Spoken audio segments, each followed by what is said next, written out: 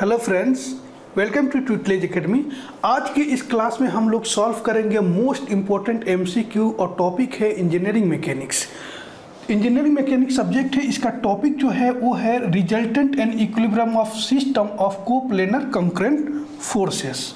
Okay, तो चलिए देखते हैं। फर्स्ट क्वेश्चन है, two tensile forces each of magnitude F R acting at a point perpendicular to each other, then their resultant of force will be. दो force दिया गया है यहाँ पे, जैसे डायग्राम से समझते हैं। ओके, ये डायग्राम है, दो फोर्स दिया गया है, इसको आप ले लीजिए F1 और इसको F2, ठीक। और दोनों जो फोर्स है एक थोड़ा परपेंडिकुलर टू ईच अदर, ठीक है। मतलब थीटा जो होगा, एंगल जो होगा वो हो जाएगा 90 डिग्री का। हमारे पास एक रिजल्टेंट का फॉर्मूला है, रिजल्टेंट R से डिनोट करते हैं, R equal to under root F1 square plus twice F1 F2 cos theta plus F2 square, ठीक। ओके, तो आपने देख लिया यहाँ परपेंडिकुलर टू ईच अदर है फोर्स, तो थीटा 90 डिग्री है, तो cos थीटा हम लोग 90 डिग्री पुट करेंगे। ओके, और F equal to F1 equal to F2 हम लोग लेंगे, क्योंकि फोर्स जो है F1 F2 नहीं बोला है, F ही बोला है। और थोड़ा सा हम लोग को देखना है ऑप्शन भी, जब भी आप क्वेश्चन सॉल्व करने जाए ना, तो ऑप्शन को भी देखना कि ऑप्शन किस तरीके से, उस तरीके से हमें आंसर लाना होगा, राइट। तो देखिए, तो हम लोग इसको भी F कंसिडर करेंगे, इसको भी F कंसिडर करेंगे, F1 F2 नहीं लिखेंगे, राइट। तो देखिए, तो resultant R equal to under root F1 square जो है इसको ले लीजिए F square plus twice F1 F2, इसको लिखने की ऐसी ज़रूरत नहीं, FF लिख देते हैं, ट्वाइस FF cos थीटा मतलब cos 90 degree plus F2 square मतलब F स्क्वायर, ठीक है। cos 90 डिग्री क्या होता है? 0 होता है, राइट। थोड़ा सा ये सब वैल्यू जो है साइन cos 10 का, ये थोड़ा सा आपको याद करना पड़ेगा। तो ये देखिए क्या हो गया, F1 स्क्वायर और ये जो पार्ट है cos 90 डिग्री 0, तो ये टोटल 0 हो जाएगा, और प्लस F2 स्क्वायर मतलब F स्क्वायर हो गया, ठीक है। थोड़ा सा इसको ऊपर लेते हैं, रिजल्टेंट R इक्वल टू ये हो जाएगा F plus F twice F square. तो इसको लिख सकते हैं रूट टू को रूट 2 लिखना है। F स्क्वायर जो है, स्क्वायर से रूट कट जाएगा तो हो जाएगा F। तो रिजल्टेंट आपका मिल गया अंडर रूट 2 एंड F। तो ये राइट आंसर जो है इसमें D होगा रूट 2F। ये रूट 2 और F है, ये पूरा रूट है, यहाँ पे दिखा नहीं है, ऐसे A और D सेम ही है, बट ये सेम नहीं था, ठीक है। यहाँ पे थोड़ा सा एरर है, तो D ऑप्शन रूट 2F इसका राइट आंसर होगा। ओके, अब चलिए नेक्स्ट क्वेश्चन करते हैं हम लोग। नेक्स्ट क्वेश्चन देखेंगे, if the x component of force is negative and y component is positive, the direction of that force must lie in the, ठीक। तो सबसे पहले डायग्राम बनाएंगे कोऑर्डिनेट्स का, x एंड y। तो देखेंगे ये डायग्राम, ठीक है। ये आपको पता है, ये एक्स एक्सिस है, राइट, एक्स एक्सिस, और ये जो है वाई एक्सिस,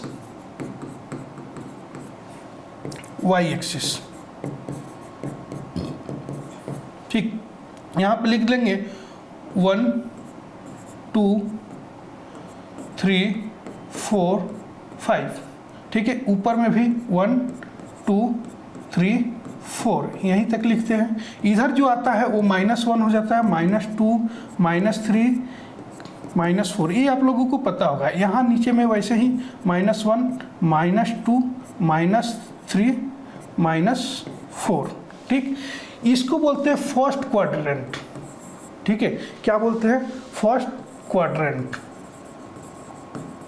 ये फर्स्ट क्वाड्रेंट है। उसी तरह ये जो है वो सेकेंड क्वाड्रेंट है, और फर्स्ट क्वाड्रेंट जो होता है प्लस n प्लस होता है। देखिए x एक्सिस पे पॉजिटिव है 1 2 3 4, y एक्सिस पे भी पॉजिटिव है 1 2 3 4। दूसरा पहले x लेते हैं फिर y लेते हैं, मतलब ये देखिए इसको समझिए, फर्स्ट वाला x है, सेकंड वाला y है, हर जगह वैसे ही रहेगा। सेकंड क्वाड्रेंट में क्या हो जाएगा, x एक्सिस पहले लेंगे, x एक्सिस पे माइनस है, ठीक है, y एक्सिस पे क्या है, प्लस है, तो माइनस प्लस। थर्ड क्वाड्रेंट लेंगे हम लोग यहाँ पे, थर्ड क्वाड्रेंट, तो x एक्सिस पहले लेते हैं, क्या है, माइनस, y एक्सिस क्या है, माइनस ही है, ठीक है। फोर्थ क्वाड्रेंट जो है x एक्सिस पे क्या है, प्लस है, y एक्सिस पे क्या है, माइनस है, ये हो गया फोर्थ क्वाड्रेंट। तो हमें क्या पूछ रहा है, x component of force is negative, x component is force is negative and y component is positive, ठीक है। यहाँ देखिए x कंपोनेंट है निगेटिव है, y कंपोनेंट पॉजिटिव, मतलब ये सेकेंड क्वाड्रेंट है, तो राइट आंसर आपका क्या हो जाएगा, सी हो जाएगा, सेकेंड क्वाड्रेंट, राइट। अब चलते हैं नेक्स्ट क्वेश्चन पे।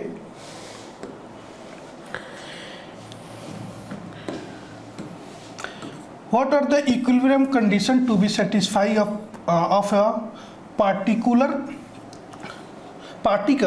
applied with a system of non-coplanar concurrent forces? ये एसएससी जेई में क्वेश्चन आया हुआ है, तो इसका राइट ऑप्शन जो है ये होगा, sum of F of X equal to 0, sum of F of Y equal to 0, sum of F of Z equal to 0 and sum of M of X 0, M Y 0 and M Z 0। इसका right answer A है। Okay, आगे चलते हैं question. Next question देखेंगे, a satellite is kept on moving in its orbit around the earth due to, ठीक, तो इसका right answer क्या हो जाएगा, इसका राइट आंसर है बी, सेंट्रीपिटल फोर्स। ओके, आगे देखेंगे, नेक्स्ट क्वेश्चन पे जाते हैं। Two wires AO and BO support a vertical load W at O as shown in figure below। इस क्वेश्चन के साथ ही फिगर है, दो वायर है, वो सब ये ऐसे सपोर्ट है, O यहाँ पे है OA2 और यहाँ पे OB, ठीक है, वर्टिकल लोड है W एट पॉइंट O, यहाँ पे दिख रहा है आपको फिगर में। The wire are of equal length and equal cross sectional area, ये जो वायर है दोनों, वो उसका लेंथ जो है इक्वल है और इक्वल क्रॉस सेक्शनल एरिया भी है। The tension in each wire is equal to, ये दोनों वायर का हर एक वायर का टेंशन निकालना है हमें, ठीक है। ऑप्शन दिया हुआ है आपके सामने, ठीक, देखेंगे डायग्राम ऐसे हैं, एक्स एक्सिस और वाई एक्सिस, ठीक है। यहाँ पे दिख रहा है आपको एक्स एक्सिस पे टी कॉस थीटा हम लोग ले सकते हैं, थीटा जो है 45 डिग्री का है, तो यहाँ पे लिख लेंगे 45 डिग्री एंगल है, यहाँ पे वही से ही हो जाएगा टी कॉस 45 डिग्री एंगल, ठीक है। वाई एक्सिस पे क्या हो जाएगा, वाई एक्सिस पे टी प्लस टी, यहाँ पे वाई एक्सिस पे 2t और साइन थीटा है, यानी साइन 45 डिग्री। ये कैसे है, देखिए ये आपको बताते हैं, किसी बॉडी पे, जैसे एक बॉडी है, यहाँ पे फोर्स एक एक्ट कर रहा, तो यहाँ से लाइन निकलता है, एक एक्स एक्सिस का, एक वाई एक्सिस का, ठीक है, टू फोर्स निकलता है। तो एक्स एक्सिस पे जो होता है वो फोर्स, मान लीजिए फोर्स एफ, तो एफ कॉस थीटा होता है, वाई एक्सिस पे एफ साइन थीटा होता है, ठीक। तो वैसे ही ये हो गया, तो वाई एक्सिस पे T plus T 2t sine 45 degree, right. तो हम लोग यहाँ पे लिखेंगे 2t sine 45 degree minus W, ये टेंशन है ऊपर में T जो है, और नीचे क्या है W जो लोड है, तो माइनस W इक्वल टू हो जाएगा 0, ठीक। तो हम लोग लिख सकते हैं को 2t sine 45 degree, sign 45 degree क्या होता है, इसलिए आपको बोला हूँ साइन कॉस टेन जो ये टेबल है आप लोग याद जरूर कर लीजिएगा, कहीं भी एक भी क्वेश्चन आ जाता है तो वो जरूरी है, आपको याद रहना चाहिए। ओके, तो साइन 45 डिग्री होता है 1/√2, ठीक है। तो इनटू 1/√2 और W को लेकर चले जाइए उधर साइड, इक्वल के उधर साइड जाएगा, निगेटिव है तो ये पॉजिटिव हो जाएगा W। ठीक है, 2√2 इसको कट कर सकते हैं, हाँ कट कर सकते हैं। देखिए 2 में 2 रूट जो है 2 बार है, 2 रूट इंटू 2 रूट जो होता है वो 2 होता है। ठीक, मैथ्स इतना पता होगा और जिनको नहीं पता होगा देख लीजिए। ठीक, तो इससे अगर ये अगर कटता है तो 1√2 बच जाएगा। ठीक, तो हम लोग लिखेंगे therefore t equal to W और अपॉन √2, ये हो गया आंसर। तो राइट आंसर क्या हो जाएगा, D हो जाएगा, D W upon √2, load upon √2, right. अब चलते हैं नेक्स्ट क्वेश्चन पे। Tie are load carrying members which carry, तो वो कैरी करता है axial tension load. Right answer इसका हो जाएगा C, axial tension load, right. Next question देखेंगे, the forces which meet at one point and have their lines of action in different planes are called. ठीक है, सबसे पहले देखिए यहाँ पे कुछ कंसेप्ट आपको दे रहा हूँ मैं। देखिए meet at one point, meet at one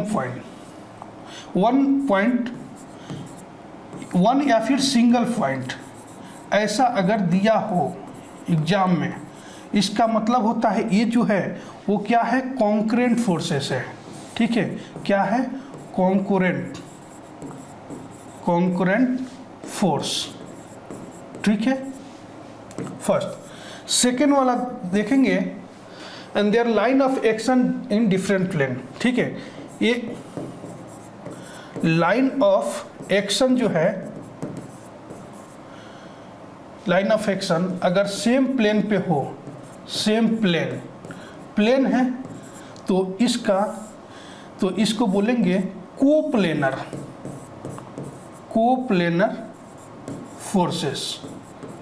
forces.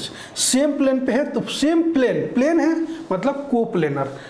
Single meet at single या फिर वन पॉइंट होगा या फिर पॉइंट की जगह पे लाइन होगा तो वो है कॉन्करेंट फोर्सेस। तो ये क्या हो रहा, ये यहाँ पे क्वेश्चन देखेंगे, मीट एट वन पॉइंट, ये क्या है, कॉन्करेंट है। ठीक है, and have their line of action in different plane. Different लिखे रहेगा, वहां पे आ जाएगा नॉन, डिफरेंट के जगह पे क्या आ जाएगा, नॉन। प्लेन डिफरेंट प्लेन, यानी प्लेन का कोप्लेनर, प्लेन मतलब कोप्लेनर। ठीक है, तो ये आपको खोज लेना है कॉन्करेंट एंड नॉन कोप्लेनर इस ऑप्शन में कहाँ है। तो इस ऑप्शन में बी जो है ऑप्शन है non coplanar and concurrent forces, right answer B हो जाएगा। इस तरीका से आपको सॉल्व करना है, राइट। अब देखेंगे next question 8। An object having 10 kg mass, weight 9.81 kg on a spring balance, the value of G at this place is. Value पूछ रहा है किसका, G। ठीक है, ये क्वेश्चन ऐसा है अगर इसमें दिमाग लगा दिए तो रॉन्ग हो जाएगा। ठीक है, जैसे ऐसे देख रहे हैं आप, अगर सॉल्व करने लगे, जैसे वेट W इक्वल टू होता है mg, मास इंटू ग्रेविटी। ठीक है, मास इंटू ग्रेविटी। m जो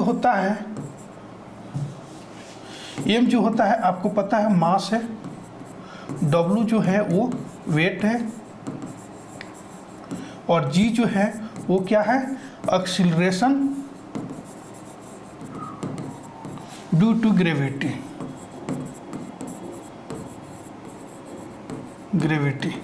अब इस पे सॉल्व करने लगे अगर इसको तो रॉन्ग हो जाएगा, दिमाग लगा दिए तो। यहाँ पे सिर्फ पूछा है, सिर्फ कंफ्यूज करने के लिए सब 10 और 9.81 दे दिया। सिर्फ पूछा value of G at this place is, तो वैल्यू ऑफ G जो होता है एक्सीलरेशन ड्यू टू ग्रेविटी, आपको पता है 9.81 होता है मीटर पर सेकेंड स्क्वायर। ठीक है, ये डायरेक्ट वैल्यू आपको याद होगा, बस यही आंसर करना था। नियर द अर्थ सरफेस, ये जी का वैल्यू जो होता है 9.81, कहाँ? Near the earth surface. ठीक है, लिखिए near earth surface, right. Okay, अब चलते हैं नेक्स्ट क्वेश्चन हम लोग करते हैं। ओके, नेक्स्ट क्वेश्चन देखेंगे। Two forces act at an angle of 120 degree if the greater force is 50 newton and their resultant is perpendicular to the smaller force is. ठीक है, क्या दिया है? सबसे पहले डायग्राम बनाएंगे। दो फोर्स दिया है जिसका एंगल जो है, बीच का एंगल वो 120 डिग्री है। ठीक है, ये जैसे एक फोर्स है F1, ठीक है, और दूसरा फोर्स F2 जो है, इसके बीच का एंगल जो है 120 डिग्री दिया है F2, अंदाजे से 120 डिग्री ले लिए हैं। ठीक है, ये है 120 डिग्री। ठीक, अब क्या है? If the greater force is 50 Newton, ये F1 है, F2 है, तो F2 को मान लेते हैं ग्रेटर फोर्स है। ठीक है, ये कितना है? 50 न्यूटन है। F1 जो है इसको स्मॉलर फोर्स मान लेते हैं। ठीक है, ठीक। अब देखिए, and their resultant is perpendicular to the smaller force, और ये दोनों का जो रिजल्टेंट होगा वो क्या होगा? Perpendicular to the smaller force. मतलब ये स्मॉलर फोर्स के परपेंडिकुलर जो होगा ऐसे, वो होगा रिजल्टेंट। ठीक है, वो होगा रिजल्टेंट, ये होगा परपेंडिकुलर। ठीक है, रिजल्टेंट होगा। देखिए, एक चीज़ बताता हूँ, जैसे दो फोर्सेस होता है, इसके पहले जो बताया था, ये F1 और ये F2, इसके बीच में रिजल्टेंट होता है R। ठीक, ऐसे, तो ऐसा होगा। द स्मॉलर फोर्स इज, तो इसका स्मॉलर फोर्स पूछ रहा है, राइट। तो इस लाइन को थोड़ा और एक्सटेंड करेंगे। ठीक, ये जो है इसको एक्स एक्सिस है, आपको पता है। ठीक है, और एंगल जो है वो एक्स एक्सिस पे ही है, राइट। तो देखिए, ये 120 डिग्री है। ये चीज़, एक चीज़ आपको पता है, ये जो लाइन होता है यहाँ से यहाँ तक जो एंगल होता है वो 180 डिग्री का होता है। ठीक है, और पूरा अगर सर्कल बना दें, जैसे ये सर्कल है, ठीक है, सर्कल है, ये एंगल जो होता है 180 डिग्री होता है, और ये एंगल जो होता है 180 डिग्री होता है, और पूरा जो सर्कल हो जाता है आपको पता है 360 डिग्री होता है, राइट। तो देखिए, ये 180 डिग्री है यहाँ से लेकर यहाँ तक। ठीक है, यहाँ से लेकर यहाँ तक, यहाँ से लेकर यहाँ तक कितना है? 180 डिग्री। तो और यहाँ से लेकर यहाँ तक 120 डिग्री है, तो 180 माइनस 120 डिग्री निकाल लेंगे तो क्या हो जाएगा? 60 डिग्री। मतलब ये जो बचा हुआ एंगल है, ये जो एंगल है ये, वो क्या हो जाएगा? 60 डिग्री हो जाएगा। F2 to horizontal axis, X axis, ये 60 डिग्री हो जाएगा। आ गई बात समझ में? आ गया समझ में? अगर नहीं समझ आए तो कमेंट्स में बताइएगा, नहीं समझ में आए फिर से कोई और तरीका से हम बताएंगे, राइट। तो देखिए, अब इसको सॉल्व कैसे करना है। ठीक है, इसको सॉल्व करना है, एंगल क्या है? टू द एक्स एक्सिस, मतलब हम लोग लेंगे cos थीटा। ठीक है, तो लार्जर फोर्स जो है F2, लार्जर फोर्स है F2 cos theta equal to हम लोग लिख देंगे F1। ठीक है, तो F2 जो है वो कितना है? 50 है। F2 50 न्यूटन का फोर्स है, और cos थीटा, तो ये कितना एंगल है F2 का? फोर्स लार्जर फोर्स का 60 डिग्री यहाँ से यहाँ तक, तो cos 60 डिग्री यहाँ पे लिख लेंगे इक्वल टू F1। और हमें क्या निकालना है? स्मॉलर फोर्स F1 हमें निकालना है, राइट। तो आप बताइए, इतना पता होगा कि cos 60 डिग्री कितना होगा। इंजीनियरिंग मैकेनिक्स में बार बार बोल रहा हूँ, sin cos tan का जो वैल्यू है, टेबल है, आपको ट्रिग्नोमेट्री का याद करना होगा, राइट, तभी मैकेनिक्स को सॉल्व कर पाएंगे। तो ये देखिए 50 इंटू कॉस 60 जो है 1/2 हो गया इक्वल टू F1 हो गया। तो 2 1 जा 2, 2 2 जा 2 25 जा 50, 25 दूना 50, ठीक है। तो F1 इक्वल टू आप क्या लिख लेंगे 25 किलो न्यूटन आंसर हो जाएगा, right. F1 equal to 25 kilo newton, तो राइट आंसर हो जाएगा B 25 किलो न्यूटन, राइट। अब लेंगे second question, next question 10। What term is used for the combined effect of all the forces on a body? ठीक है, तो इसका right answer जो होगा वो ए हो जाएगा लोड, राइट आंसर ए हो जाएगा लोड, ओके। तो फ्रेंड्स आज इंजीनियरिंग मैकेनिक्स में हम लोग 10 क्वेश्चन ही कर रहे हैं जो मोस्ट इम्पॉर्टेंट है ये, ओके। इसके आगे जो है हर यूनिट का 10 to 20 क्वेश्चन आप लोगों के साथ सॉल्व करेंगे और सारे टॉपिक जो है इसी टाइम पे सेम टाइम पे, कोशिश है कि सेम टाइम पे 10 PM जो है वो क्लास जो है अब रेगुलर रहेगी आपकी, ओके। तो ये चैनल को अगर सब्सक्राइब नहीं किए होंगे तो सब्सक्राइब कर लीजिएगा, क्योंकि डेली अब आपको यहाँ पे क्लास जो है MCQ जितने इंपॉर्टेंट MCQ मिलेंगे टॉपिक वाइज वो सारा मिलेगा, ओके। और इसको लाइक कर दीजिएगा और अपने दोस्तों को भी शेयर कर दीजिएगा, उन लोगों को भी बता दीजिएगा क्लास यहाँ पे स्टार्ट हो गया है, जो कि आने वाले मैकेनिकल इंजीनियरिंग के जितने भी कॉम्पिटिटिव एग्जाम हैं वो सबके लिए इम्पोर्टेंट रहेगा, ओके। तो चलिए मिलते हैं नेक्स्ट वीडियो में। Thank you for watching this video.